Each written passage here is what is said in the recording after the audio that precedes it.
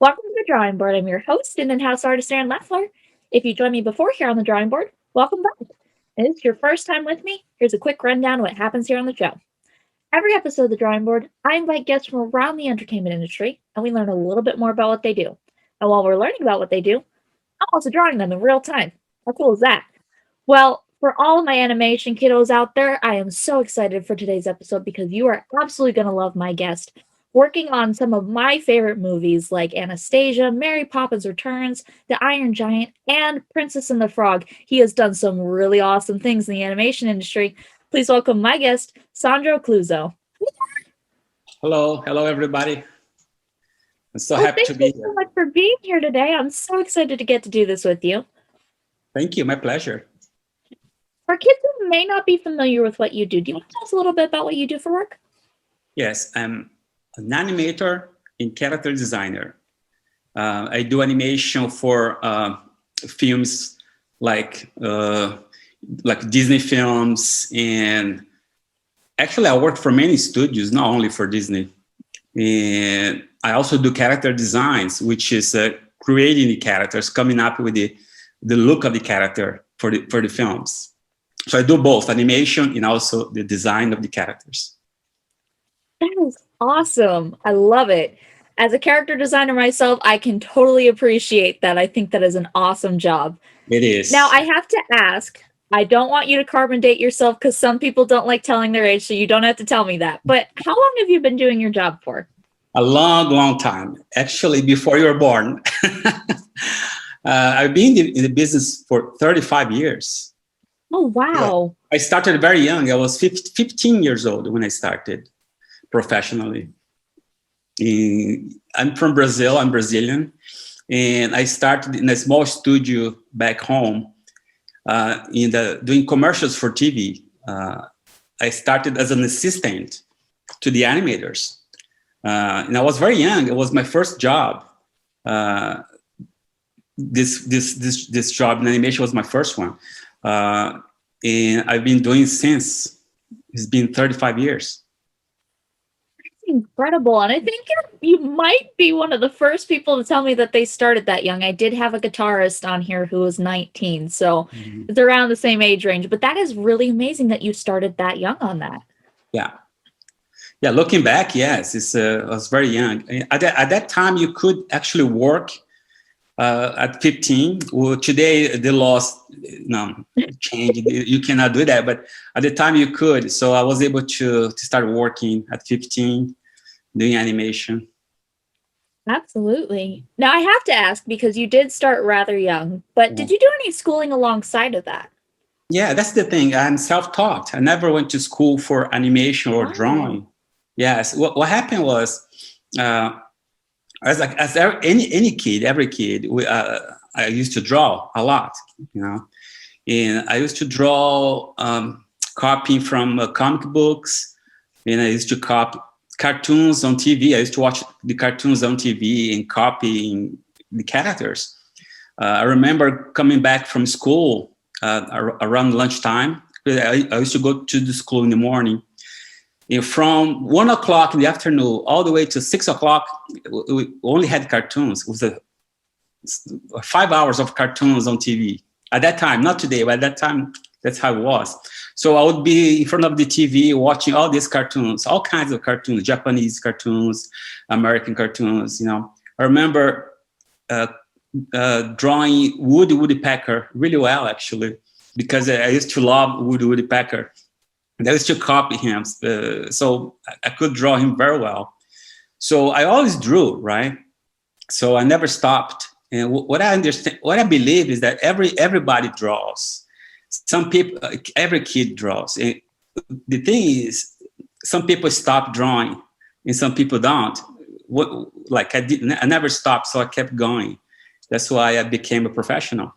But that's how I started, by drawing from TV, copying comic books, and then I started to create my own comic books.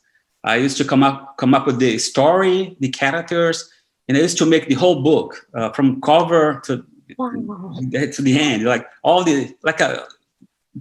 an actual comic book. And one day, my teacher, geography teacher, she saw me drawing because I had finished my test, and everybody, all the kids were doing their tests. I finished earlier, so I started drawing my comics. And she saw my comics, and she asked if she could borrow my drawings, my comic book. And I didn't know why she wanted it, so I just gave it to her. And without me knowing, she sent my comics to this artist in Brazil. He's like Disney in Brazil. He's very popular. Oh, He wow. has like, he has like the most popular characters in Brazil, merchandising, animation, comics, very big, like the Disney of Brazil. And she sent my drawings to him, to his studio. And he invited me for an interview. He gave him like a internship to work there for a little while, to learn in the comic book department. So I was like 14 years old. So after school, I used to take the bus and go all the way to his studio to work there, to practice, to learn how to do the comics. That's how I started. My teacher actually saw my comics and sent to him, and he gave me this job, and that's how it started. That's incredible. And I love hearing stories like that because I think it's important to have a teacher who was very supportive, or an adult in your life who's Yes, very supportive of your work, because that honestly does help you kind of have more self-confidence with your work. totally. She was like an angel to me because she got me started.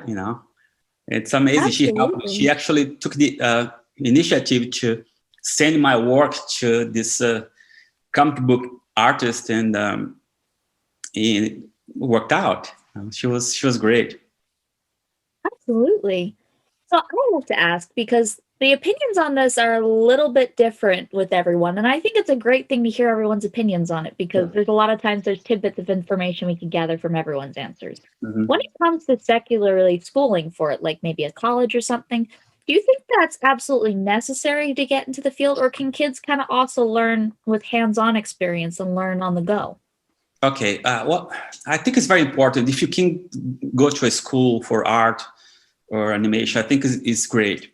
What happened to me was that at the time, I'm talking about the 80s, early 80s, right?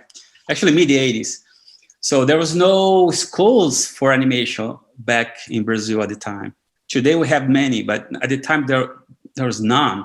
And actually, I never heard of any schools at that time in my hometown, in my country. So I wasn't able to go to school for drawing or animation because I didn't know where to go. I could have gone to traditional art classes. That we had that kind of school there for sure, but my parents could never afford it. So I'm sure. So I had to learn like by myself, and I started learning on the job by working. That's how it happened to me. But of course, I would love to have gone to a school for art or animation. I think it's very important if you can do it. If you can have that.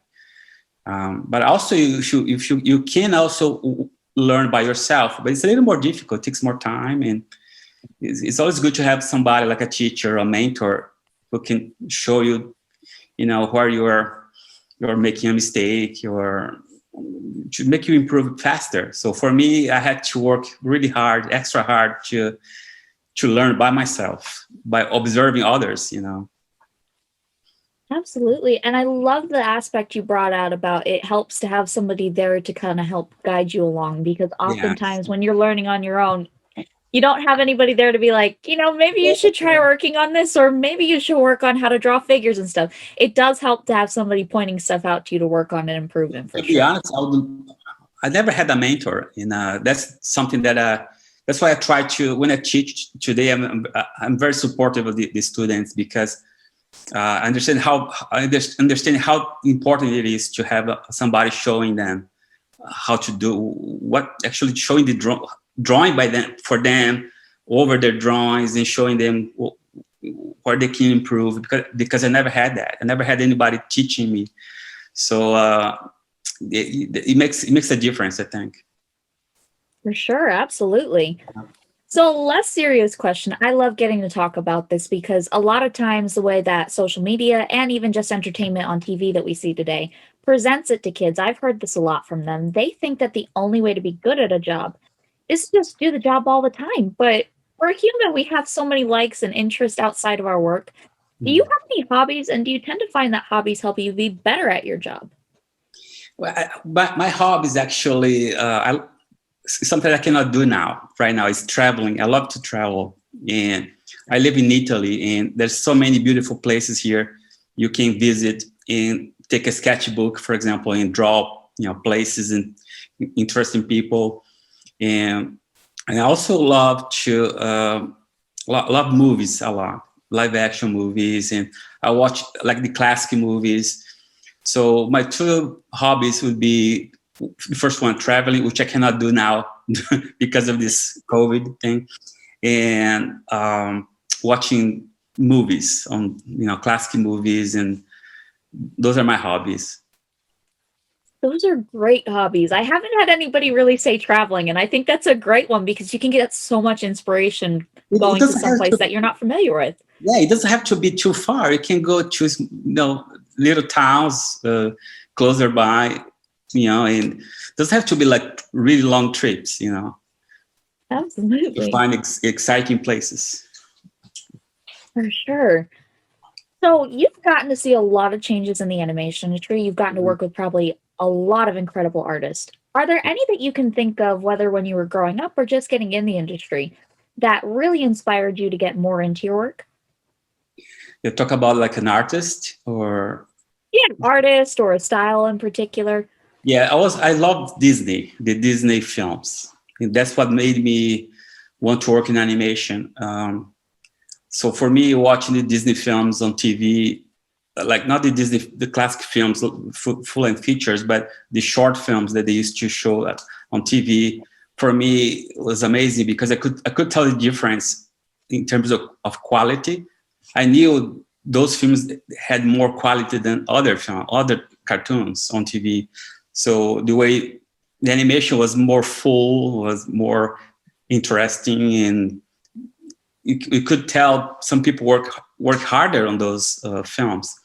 So Disney films, the classic Disney films, and the shorts like Mickey Mouse shorts and Pluto and all those, Donald Duck, those were the kind of films that inspired me to become an animator. That is awesome. I love that. I know a lot of the animators I've had on here so far, and I know from my experience, that was kind of where we're all at. We all kind of grew up on Yeah, the classic Disney, and that inspired us. And I love getting to hear that because it is kind of cool to hear like how everybody gets their start and the styles that interested them and pulled them into the world of animation. yeah. So I'm that's why I went to work for Disney eventually. Well, that was my dream because for me is the kind of animation I always loved. Is the Disney style, and growing up and becoming an artist, my biggest influence is one of the Disney animators from the Nine Old Man group. One of the older guys. He created the Pinocchio, the design of Pinocchio. And his name is Milt Call. I don't know if you're familiar with him. He was like my favorite. The way he draws, and he was in charge of most of the character designs from Pinocchio all the way through the Rescuers from 1977, I think. So he was in charge of most of the designs. For maybe 90% of the designs were by him. So very influential artist. Yeah, again, as a Disney artist. I love that. Now, a more fun question as well, because not many people are familiar with what goes into animation and character design. Do you want to Mhm. tell us a little bit about the process of those? Yes, an animator. We're basically an actor, but we use the pencil or the digital, styles, because now we are animating digitally on a Cintiq, on a tablet, digital tablet. But before, when it started, we animated on paper, so with a pencil. And So an animator, he brings characters to life. The character designs of an animated film will bring them to life, will make them move, enact. Um, so you need to be able to draw really well, understand the drawing, basic drawing, and also how to draw that particular character. And also you need to understand acting, how people, so you observe people, how they behave. And so you have to have like some kind of a knowledge of how people react to things and how they act. And so I studied live actors. I studied films, watch films and study them, the actors. So you bring characters to life. And the character designer is the one that come up with the look of the character, how he looks based on the personality of the character. So a film has many different type of characters, and there's the villain, there's the good guy, there's the princess. There's each one has a different personality, specific personality to themselves. And the character design comes up with the final look and ideas for how the character looks like. If it's a villain, how big he is, how is he really scary? Maybe his hair is long, and maybe he has like longer fingernails. Whatever it is required for the story, the character design comes up with the idea of the final look. That's the difference. And then the animators. And it doesn't just take like one take and then it's done. That's a pretty long process, right? No, actually, it's a long process, and sometimes, most of the time, it's not only one person that is comes up with the look of the character. It's a collaboration of many artists. Sometimes 4 or 5 artists that come up with ideas for a particular character.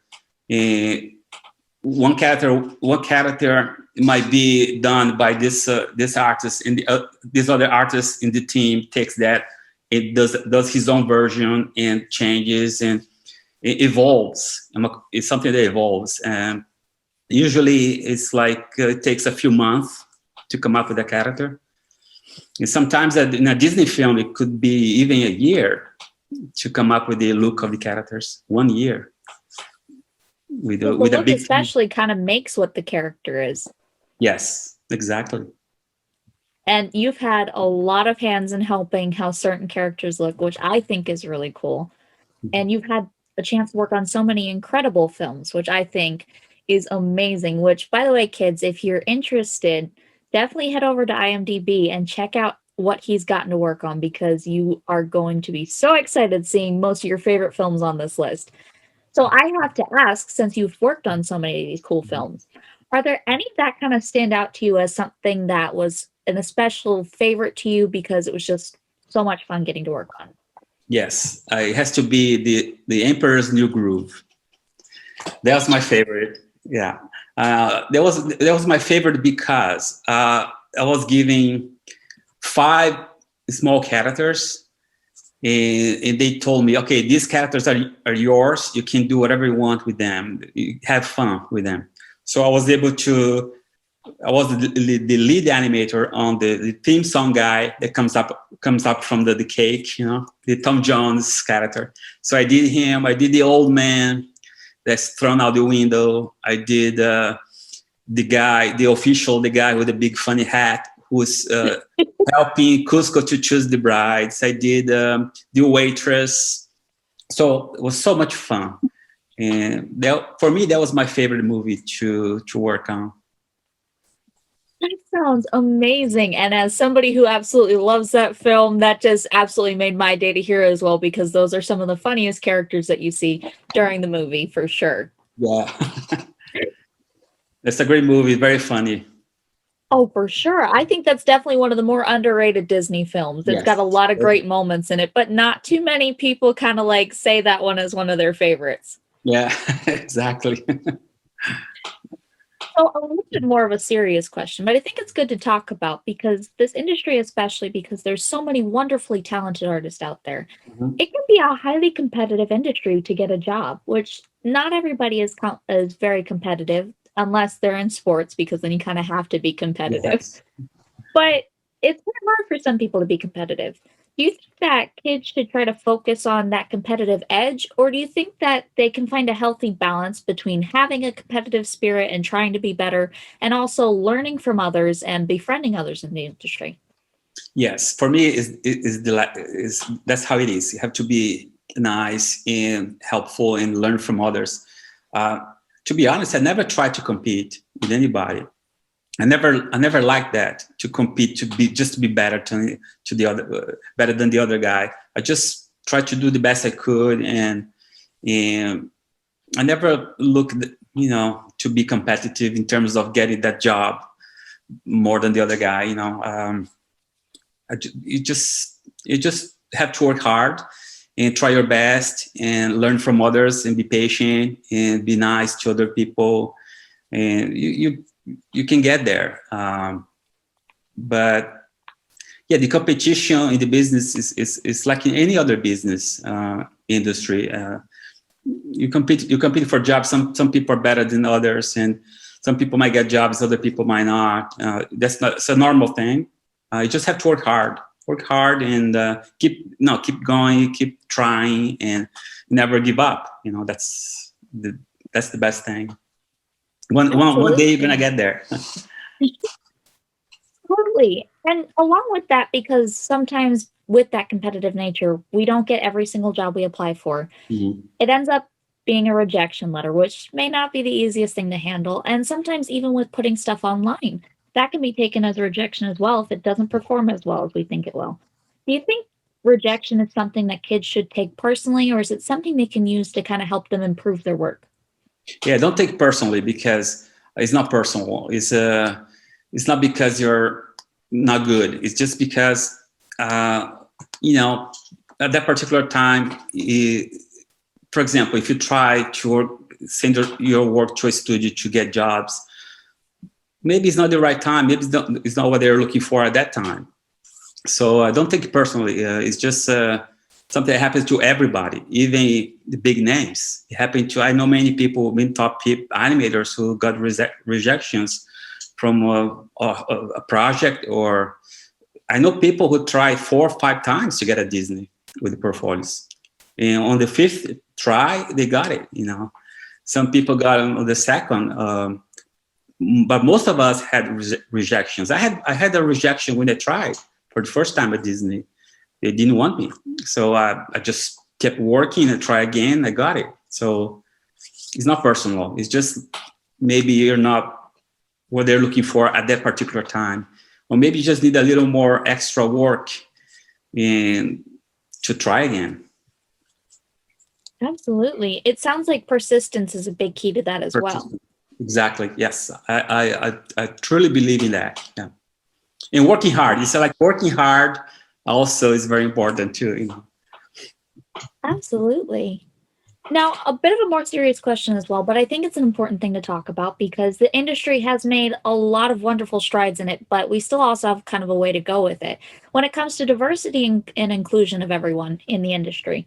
Now, I think that this is super important, but for you, do you think that it's important for kids to be able to see people who look like them, sound like them, come from the same places that they do, doing the jobs that they love?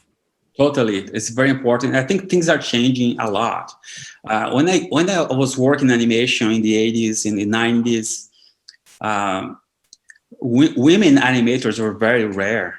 Uh, Women animation, very difficult. I remember very few. Today is the opposite. There's more than men, actually. It's in terms of students. There are more students, female students, than male, which is amazing. Things are changing, are turning. Very. It's amazing. I think we need that. We need that diversity, and also people from uh, other countries, or religions, or doesn't matter. What matters is the result, what they can bring to the project, onto the project.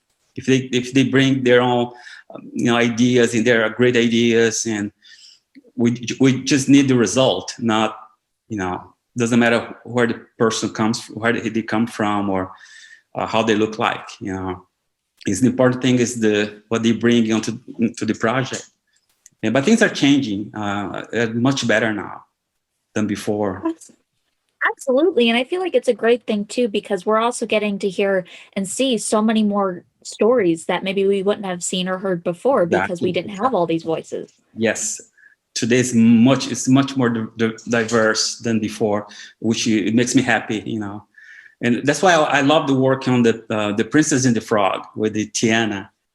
It's the first time we had that, It's like we need more. We need more like that, things like that, Absolutely. And speaking of Princess and the Frog, you got to work on a scene in Princess and the Frog that maybe became one of the most iconic scenes of the film where Tiana is singing Almost There. Do you tell us a little bit? Yeah, I did that. Yeah, that was fun. That was my last scene, my last work before I left Disney. It was the very last animation I did at Disney was that scene, and it was great to work on that one. It was beautiful. I love the whole concept of that sequence. It was very graphic. If you watch the movie, you're gonna see the difference between that and the actual characters. It's a different look, different style. It was directed by Eric Goldberg, which is a genius, It was great. It was the first time working with him, being directed by him, and it was my last job for Disney before I left. That was my last one. Did you ever find it challenging switching from like the traditional 2D animation style of Disney to that style specifically? No, the process was the same. It's the same process. It's just the drawing style is different.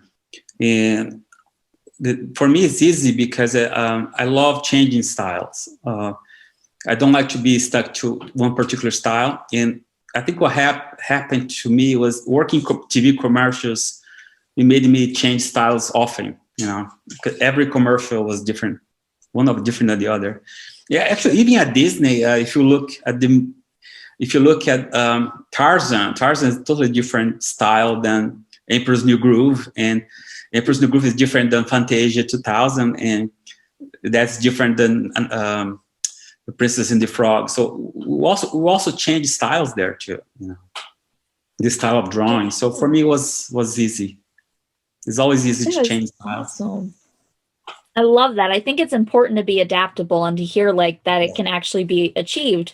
Moving from thing to thing is a great thing to learn. So it's always good to keep in mind about being flexible in your style. Perfect, flexible. That's the word. Yes. I love getting to talk about this. I think this is a lot of fun to talk about because a lot of times with social media, especially nowadays, what we're seeing is just a highlight reel of everyone's work. We're not seeing all the hard work and maybe mistakes that ended up happening to get to that point. Yes. Did you ever have any funny mix-ups or mishaps while you were working that ended up being a funny story down the road? Let me see. Funny story. I don't know if it's a funny story, but I had moments where, for example, my first animation at Disney when I got there. I don't know if you know the movie Fantasia 2000. Yes. That's the last sequence with the Firebird, with the sprite and the Firebird. That was my first job. Was doing the Firebird. What happened was it was my first animation there. But the thing is, nobody knew how to draw her. Nobody knew how to animate her. She was at the very beginning, and even the directors didn't have. They had an idea, but they couldn't express themselves how they wanted. So nobody knew, and that character is very organic. She changed shapes. We didn't have a model sheet for that. So what happened was I did my first scene, and I showed to the director, and he said, "No, actually, two directors, they were brothers, twin brothers." And they look at my animation, said, no, this is not the sprite. This is not the character. This is not what we're looking for. So, but they couldn't tell me what was wrong. And I didn't know how to do her. And then my supervising animator came over 1 week after I started. And the supervising animator of the character, he came over, and then he saw the test. We spoke. He said, "Okay, let me try to help. Let's see what we can do." So we discovered together, and he did some drawings for me. So I redid the scene, and then the second time I showed, and they were so happy. They said, "Yeah, that's the sprite. That's what we're looking for." But they couldn't express, they couldn't explain what they wanted in the first place. So we had to discover for a few weeks, trying things. And by my first scene, I was like, no, this is not working. And I was like, wow, I just got here. This is my first scene. I hope I don't get fired. So, but everything worked out. Man, that is awesome. I love getting to hear stuff like that because a lot of times, I think the bad side of having social media nowadays is we don't remember all the work that has to go into these things to make them happen. Yeah. So to hear like, oh, I had to go back and do this a few times, or I had to scrap the whole thing and restart all over again. It's Yes. great to hear because then you don't feel as bad maybe if you don't do everything right on the first try. No, to be honest with you, most of us were used to criticism. So everything we do, even today, I've been working, like I said, 35 years doing animation. Many times I do my first a scene, they approve, they liked it, but many times they want changes. So the directors want changes. Sometimes you do something that you think is right, is good, and you show to the director. He said, no, I have a different idea for this. So it's very normal in our profession to change all the. I mean, sometimes several times you have to change your scene or your character designs, or it's very normal. So you have to be open and you forget your egos and just take the criticism. Sometimes you do a drawing that's not right for the project, and they're gonna tell you, okay, this is not working. Try again. Sometimes you do a scene, an animation that you think is okay, but the director doesn't see that way. He says, no, you shouldn't act that way. The character should act differently, and he's going to tell you to change. So it's a very normal thing in our profession to, change your work sometimes a few times, and so you have to take it, It's a professional thing to understand that sometimes the director has a different vision than you have, and you do it. Absolutely. And that's always a great thing to keep in mind as well, because we often think like we'll walk in and are like, okay, this is it, this is design, but you have to be open to taking that because Yes. what the goal is just to get it perfect for what it is going to be, either in the feature film or in a TV Mhm. show. And maybe what you're envisioning as perfect isn't what everyone else sees as perfect. So Exactly. definitely a great thing to keep in Yeah, in mind the for end, you sure. are working. You have your boss. Your boss is your director. You're working. You're not making your film. You're making his film, and you have to understand that. Yeah. Yeah. So we've all been in quarantine and pandemic now for almost a year, which is absolutely insane and has changed Yeah. the industry in so many ways. But also, it seems like the animation industry has kind of thrived because we can all work from home and do these things. Is there Exactly. anything that you've been working on while you've been at home and not able to travel that you want to tell us about? Yes, I cannot show anything, but I can tell you I'm working on the Space Jam 2, the sequel, with the LeBron James. He's the actor in the movie. The first one was with Michael Jordan, the one done during the 90s. We're talking about the Looney Tunes characters, Bugs Bunny, Daffy Duck, all those characters.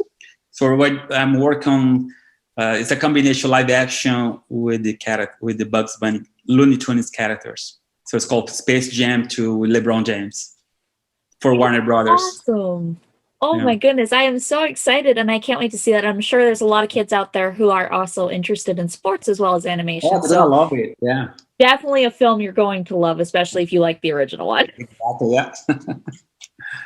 So, one last question for you, my favorite of the entire episode, because I feel like it takes everything and ties it up into a nice bow and puts it all together.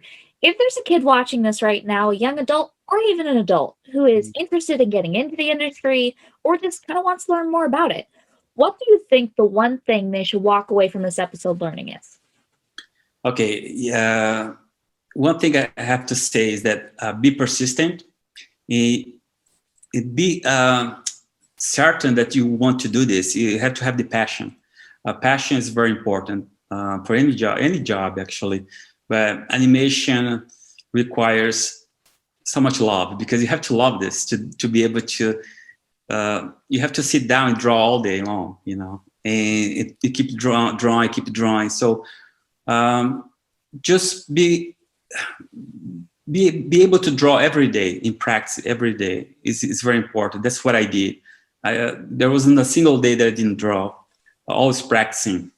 So make sure you learn how to draw and study the animation films from your favorites. You know, if you like Disney or Pixar, doesn't matter. Just study them and try to understand, analyze them. If you want to be an animator, you can go frame by frame, try to understand what the animator did in that scene. And if you want to do character designs, draw people, you know, draw people from your family. You can sit down and draw your family, try to do a caricature of them, and just learn drawing, draw as much as you can, and be persistent. You try to study other artists that you like, that you love, their work. Try to get books. I used to buy books all the time, and for me, it's a constant thing. You have to draw, you have to study every day to be able to become good, and be able to try this profession. It takes passion and persistence, you know. Absolutely. Thank you so much for sharing that. I think that's a wonderful lesson to walk away with: persistence and always learning, because that's something that's going to help you get so far in this industry for sure.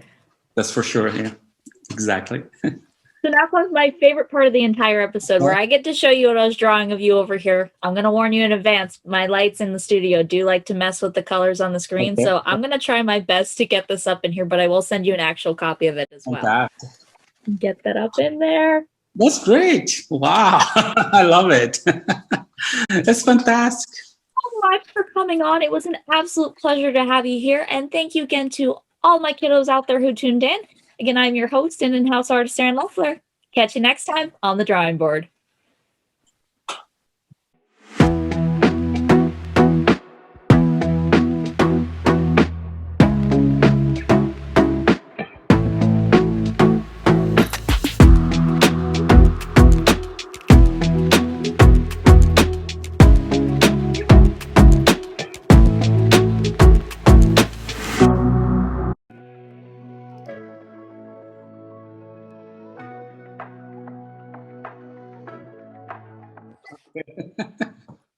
I don't know. So it's like, this works.